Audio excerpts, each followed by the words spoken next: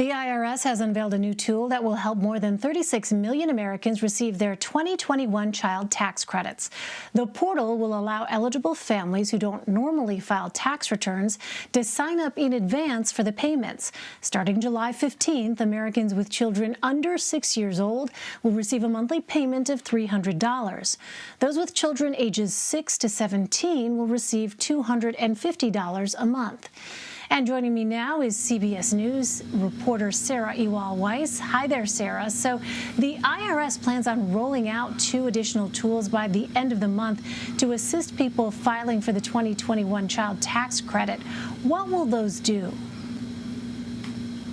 Yes, so you mentioned one tool that was unveiled on Monday, which makes it so that those who don't have to file taxes are able to put their information into the system. That was one major concern for those that support this tax credit, making sure that it gets to those low-income Americans. On top of that, there will be additional tools that are rolled out in the coming weeks. We're about a month away from those first payments that are slated to go out on July 15th. And one of those tools will be an interactive one on the IRS website that allows families to go in, put in their information, and see what they're eligible for through this. It's, of course, $300 for children 6 to 17 and $250 for 6 to 17 and $300 for those under the age of 6. So you can play around with that tool moving forward to see what you'll be getting on a monthly basis through the end of the year. The other tool that will be unveiled in the coming weeks is a tool to allow families to potentially opt out of receiving those monthly payments. So that will make it so they can be included in this child tax credit, but they could use it when they file their taxes as they have in previous years on a one-time basis rather than receiving those monthly payments. And Sarah, why are some eligible Americans choosing to opt out of the monthly payments? Well, I think it goes to say that some families are not like other families, and therefore some family budgets are not like other family budgets. When they made this monthly payments, or the option of monthly payments, one of the arguments is that families have to budget on a monthly basis, and therefore they have expenses on a monthly basis, be it food or childcare, etc. And that's why they made it so you could have it on a monthly basis for the second half of this year. Of course, some families are used to doing that one-time filing each year and getting that child tax credit, and might have their budget planned out, so that is what they'll be getting at this year as well. So this really just allows for families to do what they need to do to meet their needs, and it's something that both the Biden administration and others have made available to them moving forward as they get ready for these payments on a monthly basis. Well, how is the Biden administration helping to ensure low-income families receive the child tax credit? This was one of those big concerns for government officials that I've spoken to, as well as private organizations that work with children and low-income Americans, making sure that those who are eligible for this credit that it was really created for on a monthly basis are able to receive it. Some of them who have not had to file taxes are not in the tax filing system.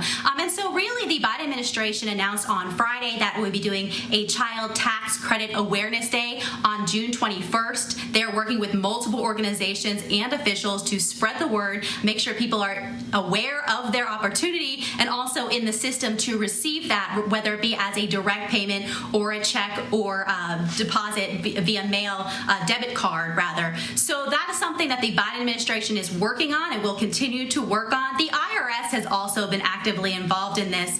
They had to really start their outreach a while ago with those stimulus checks, because those stimulus checks were also going to folks who might not have to file taxes and would still be eligible. So they've been working with, as the commissioner said last week, thousands of organizations to make sure that outreach is going on and make sure that they're available where they need to be for folks to ask questions and answer questions and be included in this opportunity should the time arrive in a month or so.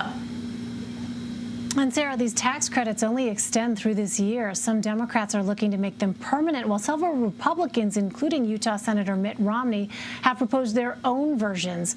What are the key differences between the Democratic and Republican proposals?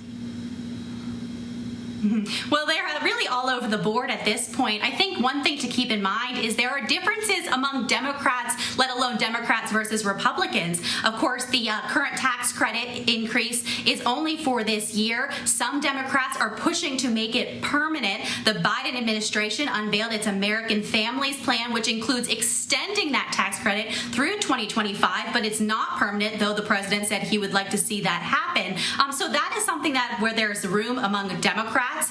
Some are arguing as well, more moderate Democrats, that perhaps it should be lower thresholds for folks to be a part of this moving forward.